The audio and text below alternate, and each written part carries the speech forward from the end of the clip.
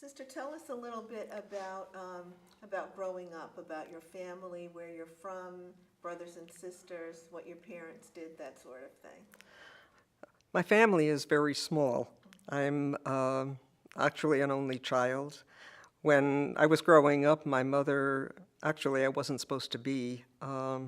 My mother was very sickly. She had Crohn's disease, and my father spent much of his time coming in to give her medication, to give her shots, and to comfort her. And my grandmother pretty much took care of me. So she died when I was 6 years old, actually.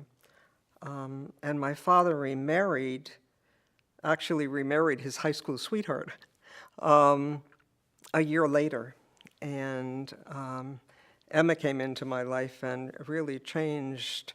I think it's from her that I received my Catholic education. My father was very Catholic, but he didn't know what to do with a 6-year-old without a mother. And so when Emma came in, she just introduced me, and I started to go to Catholic school, and it was a change in my life. Before that, it was very difficult.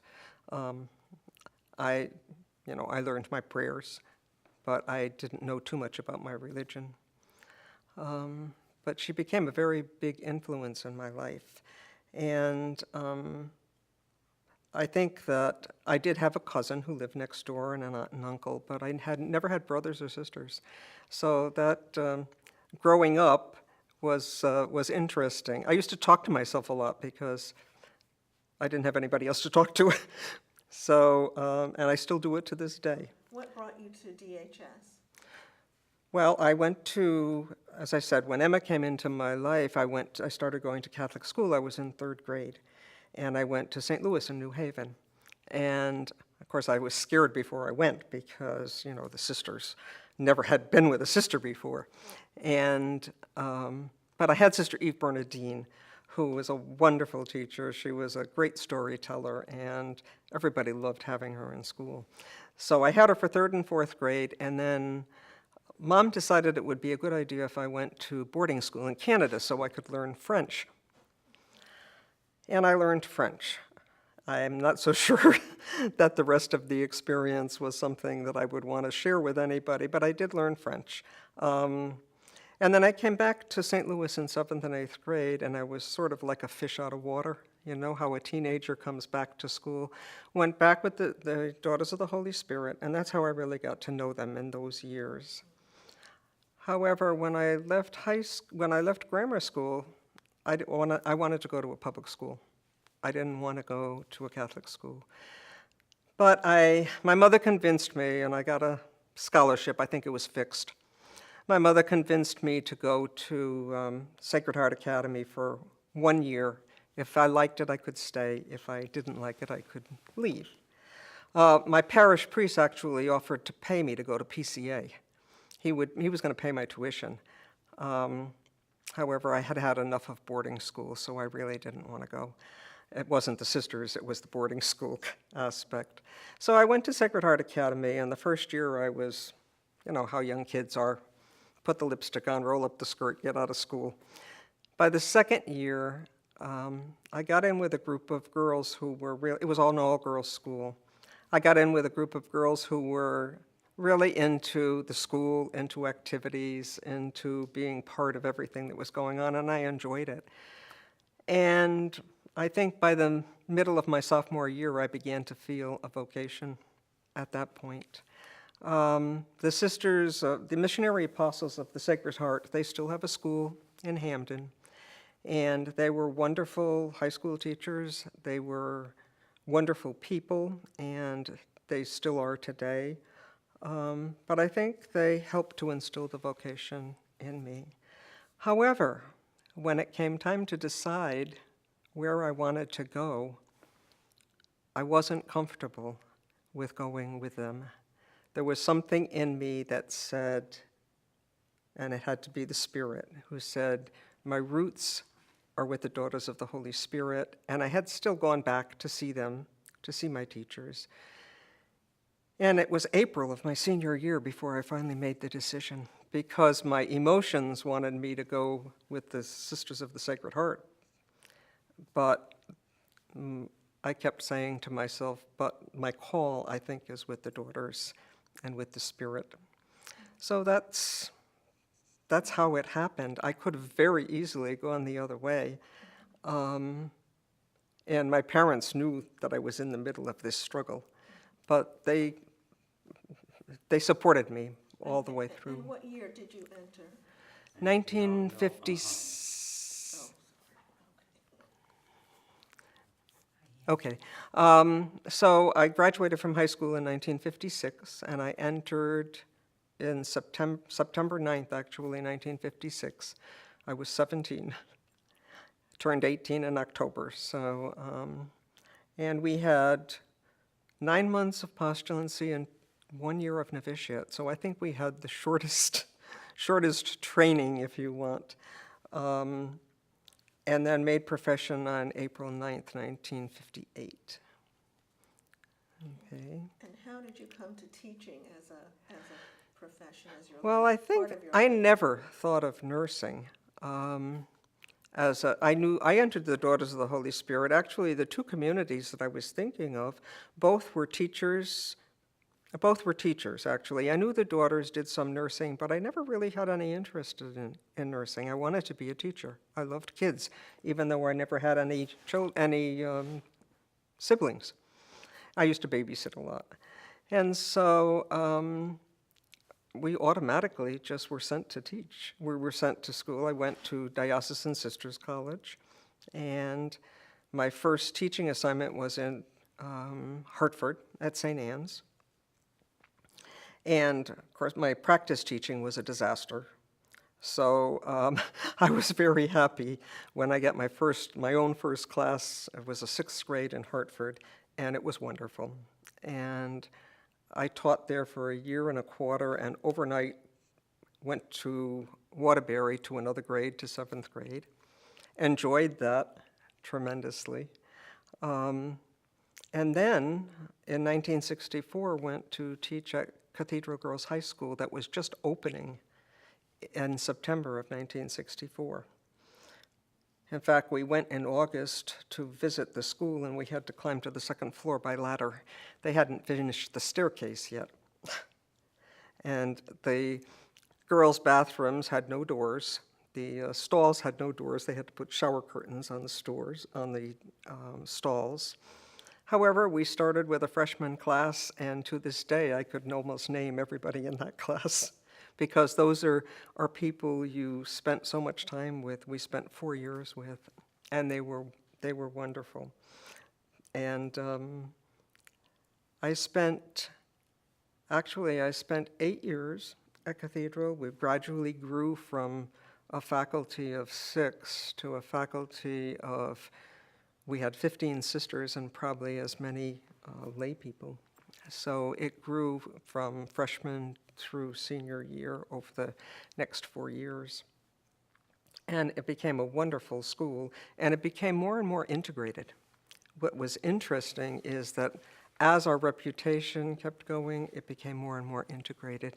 And so that our first graduating class had no multi-ethnic people in the class, whereas the last graduating class when I was there in 1985, I think was my last year, I think it was more than 50% multi-ethnic. And so it was a wonderful, and it's still going strong. After 8 years, I came to PCA, to Putnam Catholic Academy, because the sister who was teaching science had severe arthritis, and they asked me to come and teach. So I taught here for 2 years. It was very different. Coming from a city where the kids are there all the time after school, and then coming to Putnam where they were all bused, and at 2 o'clock the school went dead. I found it very difficult to relate to that, but that changed over the couple of years that I was there. But then I went back to Cathedral, and as things happened. The school changed. First of all, in '76, it went co-ed. That was a big change. In June, I think it was June of 1976, the principal got a call saying, your school is going co-ed in September. That was the preparation. So the Colby High School was closing, and it was an all-boys high school. It was sort of our counterpart. It had been run by the Franciscans, and so in September of '76, we had boys and girls in the school, and 2 years worth of trying with the students to say that this can work, and this is a good thing, and hopefully we're going to make a good thing out of it. And it was. It was just not too much preparation. But at the same time, I started doing outdoor program, actually outside the school. The Episcopal Church really didn't have anything like a CYO, and so the Episcopal minister had asked a friend of mine to run a program for his students that involved some kind of outdoor activity, but also Christian, sharing the word, community building, trust. And so his name was Danny Gates, and he asked me if I wanted to work with him, and I said yes. I was about 38 years old at this point. And we worked with we first started out with backpacking. So we took the kids backpacking for, I think we did, the first one was 4 days, and it rained all 4 days. But it was a beginning of a program in which we brought the kids out, and the struggle to help one another built community. You know, they really learned that, you know, they have to look out for the next person, help them up the hill, carry the pack if they need to. And then we always had one day in which we took time for reflection and sharing. They each went off to almost like a retreat time, and then sharing the gospel, sharing the word. And the kids were really unbelievable at times in what they would share with us. So that program started, and then it built. Then we took it into the school. We changed our curriculum in such a way that we had trimesters instead of semesters, and at the end of every trimester we would have what we call intensive week. And we would do the same thing. We would take the kids backpacking. It built, up. We started bike touring. We would go on 5-day bike tours. We went all around Connecticut. We would go up 39 across down Newtown and down Main Street in Bridgeport. But we would always take 1 day for sharing and reflection. At the same thing with the bike touring, you know, we had to wait for people. You know, the kids would say, oh, I know how to bike. I have enough. You know, I'm good at this. I'm young. And the first hill would kill them. And so it was like being responsible for your neighbor. And we did bike touring, we did canoeing, we did backpacking, and we did rock climbing. The rock climbing was only 1 day. But I think it was probably the most effective 1 day, because the trust level that you had to have in somebody who was belaying you, the trust level that you had to have in everybody around you, and overcoming fears. So the sharing at the end of that was good. But what what I'm getting to is, in the wintertime, you can't do too much of that. And so we took the time to do what we called an inner city experience. We would take only juniors and seniors on this. And we took them down to the Thomas Merton House, which was a hospitality house, a soup kitchen, and also to Community Alternatives, which was like a storefront. People could come in, have coffee, talk. They also had groceries. I think I learned as much as the kids did, because being in a classroom all the time, you don't always know what's going on in your city. I think it's there that I learned the real needs, the health needs of the people in the city, the poverty, the problems. You don't always get that with the kids. I mean, you get different kinds of problems that we obviously dealt with. But I think that and the kids came back again. We came back at the end of the day and shared.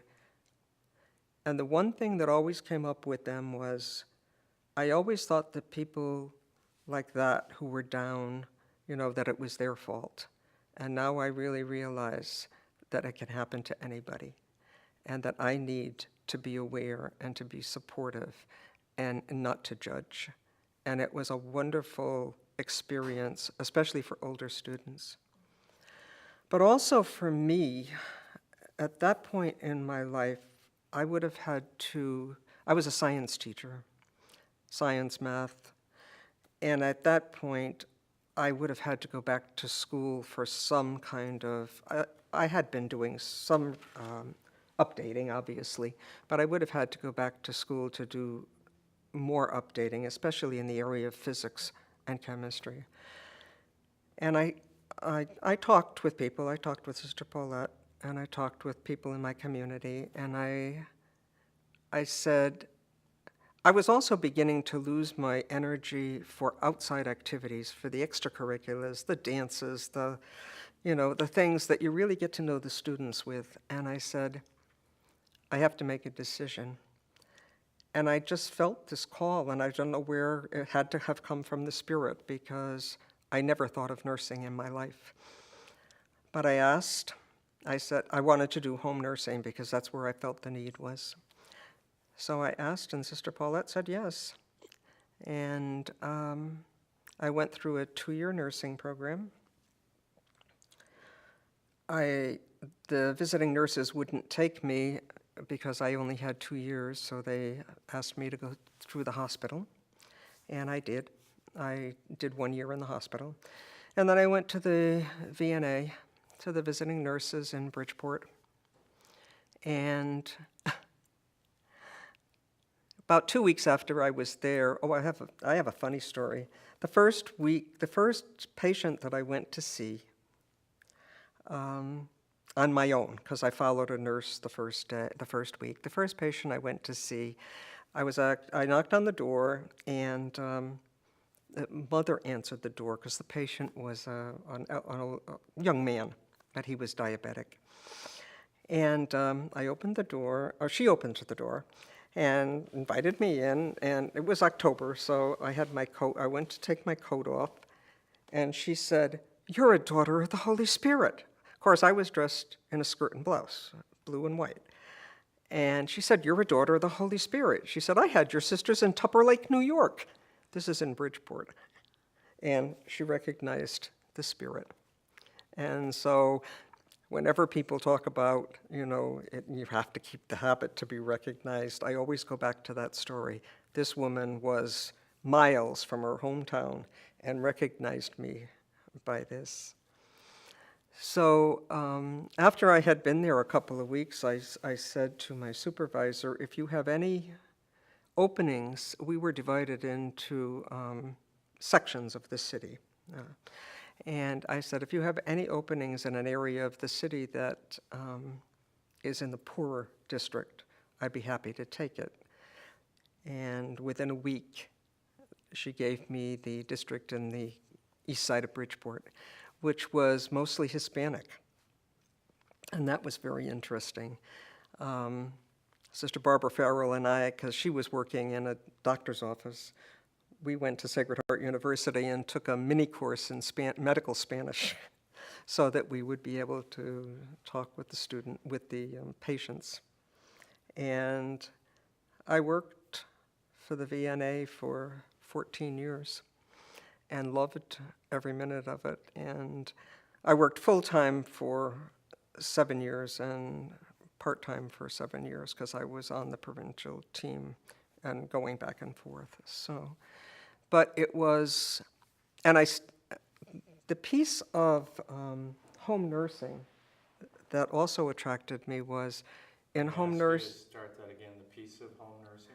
The piece of home nursing that also attracted me was that you work very closely with families and teach them how to take care of patients. And so my whole teaching career came in handy with this new ministry in which I was involved 1-to-1 rather than 1-to-30, and it was just going a step further for me, going into another ministry, but carrying with it the ministry that I had been in for 25 years. And so I felt that I really enjoyed, I can't say that I loved my teaching years. I loved the kids. I loved the extracurriculars that I was doing. But I think it was a movement of the Spirit that sent me into. And also, I always feel that it's not what you bring to people, but it's very often what they bring to you, which is the gift. And I felt the kids kept me young. And I think the people, especially the Hispanic people, are so warm and friendly, and that's mostly the people that I dealt with. But also, they taught me a whole lot about patience, about God. I had one little lady, she was in her 90s, and I just saw her for probably a couple of months once a week. But every time I would see her, I would say, "I'll see you next week." And she'd say, "Si el Dios lo quiere," if God wishes. She brought me back to, this is not your doing, this is God's doing. And so my ministries have been gift to me. Sister, can you talk a little bit about Vatican II, which brought so many changes, both to individual lives, but to the communal life of the daughters also? Could you talk a little bit about both? Vatican II, I remember I was in Waterbury. However, the effects of Vatican II really came to be in the following years, and so mostly I remember them at Cathedral. And I remember the enthusiasm that people had, some people, and others were less enthusiastic, but I remember a sense of people wanting to go ahead, of people wanting to do something, that the church was asking us to do. And our changing of that, I think, our changes that came along, we were very open as a community. I think, when we were asked to change the habit, and this was before I entered, and even before Vatican II, the sisters changed. When we were asked to go back to our roots, and our roots said that we lived and worked among the people, and that we dressed as the people did, and that's what we wanted to do. And many people wanted to do it very fast, and so they left us. They didn't want to wait for the process. Many of us stayed and tried to work with the process and tried to change with the process. It was a little bit of an awkward time as far as those changes.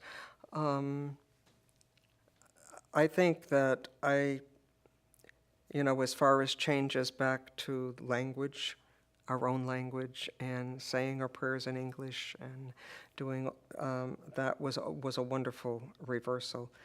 Although we still held to the French culture, those of us who were French. However, it was a big help for those entering who didn't know the language, and who wanted to pray in their own language. I remember, you remember the things like habit changes and like things that people did. I remember people coming in dressed up in paper dresses, and this was in Bridgeport. A couple of people had on paper dresses, and I don't think anybody really was happy about looking like that. So I remember that when I came to PCA in 1972, I removed the veil because I figured it was a good opportunity. Nobody knew me. So I came in without the veil. But there was a struggle there because many people felt that the habit was an identifying characteristic, that you needed the habit to have people know who you were. And many of us felt that it's not the habit, even though the habit, it does distinguish you. But there were many cases in which we didn't want to be, in which we wanted to be among the people, part of the people, with the people, and not be, singled out. And so those changes were important. That I think the change of making us go back to our roots was one of the biggest changes that helped us look at ourselves. It was a struggle. There were long years of struggle. There's still a struggle in the church today. I mean, nothing, Vatican II has happened, 50 years ago? And we still haven't lived it out yet. And we're still struggling to do that. Now, Sister, one of the other big changes was the change from privileging the poor and being among and with the poor, while the church for many years had exclusive colleges, exclusive high schools, exclusive elementary schools. Could you talk a little bit about that shift? Well, I think one of the reasons why I chose to go from teaching to nursing was because of my desire to work among the poor. And although the school was becoming more and more multicultural, and so that was happening, yet our schools were costing so much money that we were not really reaching the people who we would consider poor, because they needed to pay tuition and it was needed for a just wage. But as I said, there was more and more multicultural. I was looking out on a physics class one day while they were taking a midterm exam, and out of a class of probably 30, there were 2 white girls. The others were all multi-ethnic, multicultural. So the school had really, and still is today, multicultural. However, I'm not so sure that it touches the poorest because of reality. Reality is you have to pay. And so I think that's one of the reasons why I really wanted to go into work with the poor people of the city. If you're talking on a church level, I think we've made choices as daughters, to work with the poor. I think in many instances when there is a choice of ministry, we choose to work with those who are poorest. Back in the 70s, from what I can remember, we closed schools because we needed to pull back on the number of sisters. We didn't have as many.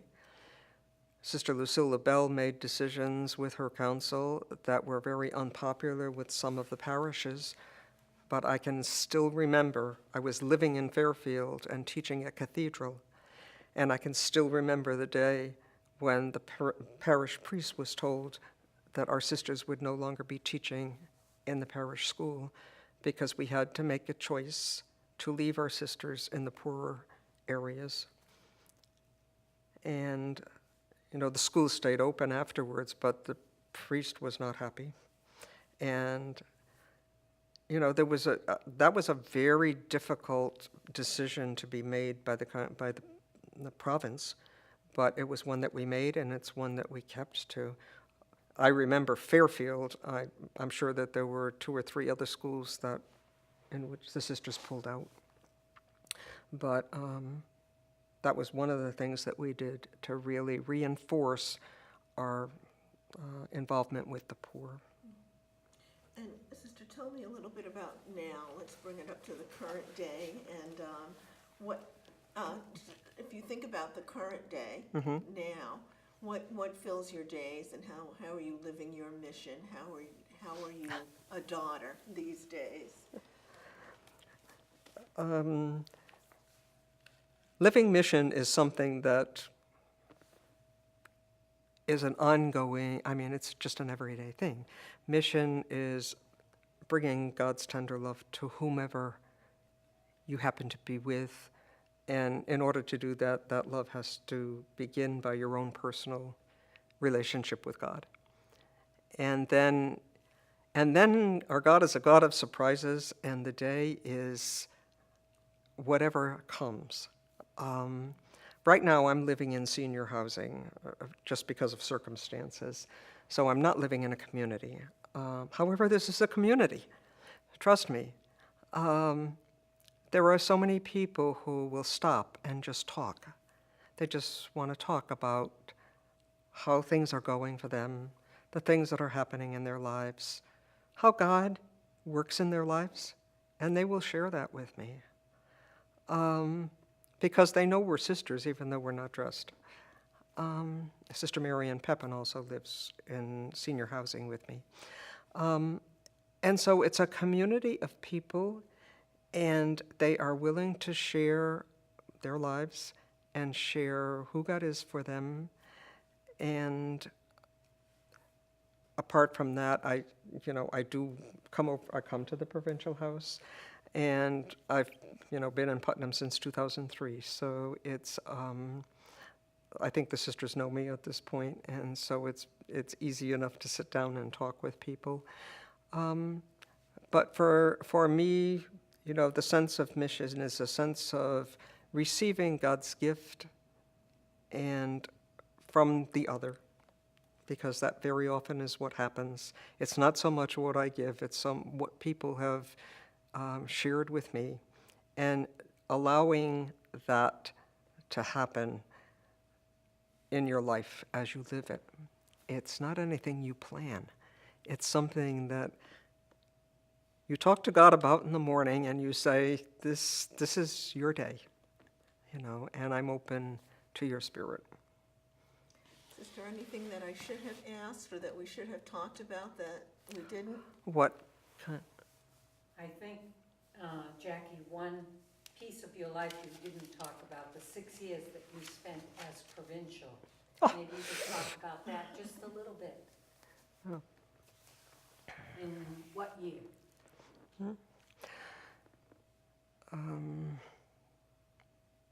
That is.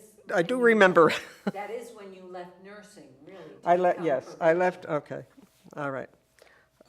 I said that I did 14 years at the VNA, 7 years full-time, and then I was on the provincial council, but living in Bridgeport still. So I worked 2.5 days a week. My mother at the time was in her late 90s and had come up from Florida because my dad died, and so I was also taking care of her. She was living in New Haven, and I was coming up to do provincial teamwork and doing community visits, so I was busy. And then in 2003, I was asked to be provincial, and so I had to move from Bridgeport. I had to leave nursing, which I felt badly about. I came up from Bridgeport. I came to live in Putnam. A year and a half later, my mother decided to move also to Putnam, which was a good thing because I was going back and forth. At the time that I was asked to be provincial, what had come out of the general chapter basically was a lot on peace and justice issues. And so we worked, Sister Anne-Marie Bertium and Sister Paula Depati were my counselors, and Sister Joan Blaze for the first 3 years. And we did a lot in terms of peace and justice, in terms of educating the sisters, bringing speakers in to have people aware of what was going on. Sister Irene Fortier had brought Father Bourgeois in for the School of the Americas, and during most of my provincialate, we sent people down to the rally in November for the School of the Americas. That was a lot. We also talked a lot about community. We encouraged community. We encouraged sharing God's word in community.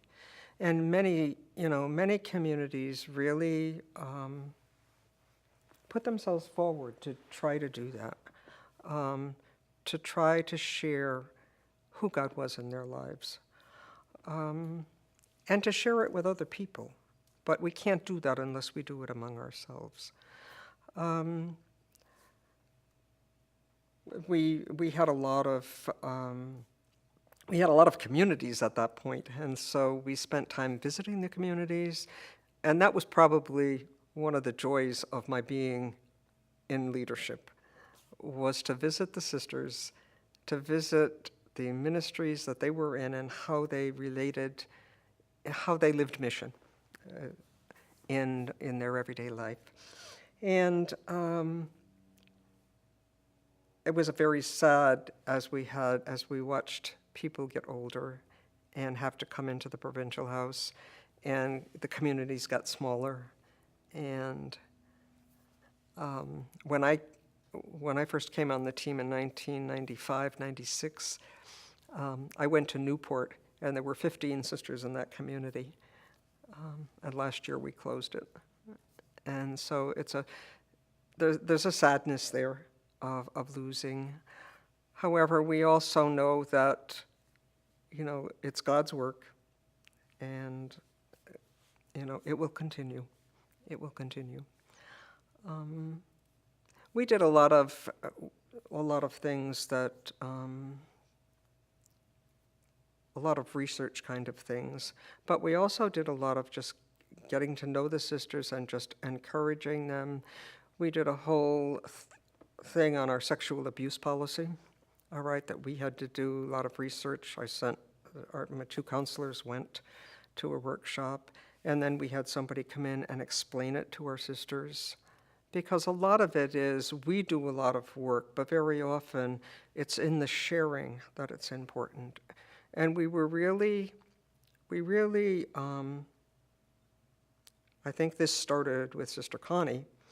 We said it is very important that our sisters participate in everything that goes on in the province, in the sense of participate in discussion, participate in giving us their opinion on how they feel about things, and we need to let them know where we're at as things are going on. And so we made a very great effort to let people know, to incorporate people, to encourage them to give ideas, to encourage them to go out and live, what the general chapter had asked us to do, the peace and justice issues. And I think the sisters did. Even those who couldn't go and do anything can write letters, or they would say, I'm praying for this. The Center for Justice sends out every year, this is a group in Connecticut that we are sponsors for with 5 or 6 other congregations. And the Center for Justice every year asks if people want to pray for specific representatives or congressmen. And I think many of the sisters have said, I will pray for this particular person all year long. And you can either keep that name or you can change it next year. But just that kind of involvement. If you can't do anything else, you can pray. And those are the kinds of things that we did. As part of being provincial, one of the privileges, I should say, of being provincial is that you have many opportunities for international experiences. Every year, the provincials meet, provincials from each unit meet in, very often in France, but when I became provincial, they started moving the meeting of the Council of the Congregation to different places. So I had the privilege of going to Peru, and it was a wonderful experience. We spent the first week just visiting with the people, just going from the community. The sisters would take us into their mission and one of these sisters was, I think, in her 80s, and she used to go out to a place. We would take this bus combi, and you would be on it with the chickens on the roof and the people, and one person's driving it and one person is hanging out the window yelling, telling you that you can come on the bus. But you would go out to this place that was way out in a village. The church had holes in the roof. And the kids would come for their catechism lesson. And the catechism was supposed to be at 3 o'clock, and the kids would show up at 4:30, and they would come to her and hug her, and they would tell her the story of their week. And it was just so wonderful to see the interaction of this woman who was in her 80s with these young people who loved her. And then the lesson was so simple. It was like, it's not like the classroom structure that we're so used to. It was so simple. They would just sit on the floor, and, she would do a simple question to them, and back and forth. And it was just, again, gift to see how other people receive and give the love of the Lord among the people. And then we had we spent a week doing that, and just being able to walk and talk to the people, to watch the soup kitchen. I've been used to the soup kitchen in Bridgeport. Well, this soup kitchen was they had 4 picnic tables, but the kitchen was a little dugout that had a board and a barrel of potatoes that they were working. I mean, the contrast was unbelievable. But just to see how no matter where you are or what condition you're in, the Spirit is still alive. And that, that experience of going to Peru was very touching for me. And then you have the experience of living and talking with people the sisters from other countries who are coming to share how their units are struggling or living the charism, the gift, right? And that is a wonderful, wonderful experience. This past year at the General Chapter, we had at least 15 or 16 African sisters in our midst. I was amazed. And I said to my friend, Sister Janine, in an email, she came in the summer. She's a missionary there, and she works with the young sisters. The depth of the charism and the strength of these women is unbelievable. I listened to people speak to me of who God is for them, and I was touched. And I consider this gift, a gift of leadership, to be able to have that experience, because, most of the sisters will never have it. And as a leader, you get to have that kind of an experience. And that's why we would like to have exchanges, because we would like to have sisters from other units come, so that people can see that this is not an American thing, this is a universal, this is a God of the universe. This is a God who wants everyone to be one. And it's exciting. This summer was exciting because of the number of multinational people there. And I just feel badly that, you always say you're going to email and you come back and people get caught up in their lives and they don't do it. But it was a wonderful experience.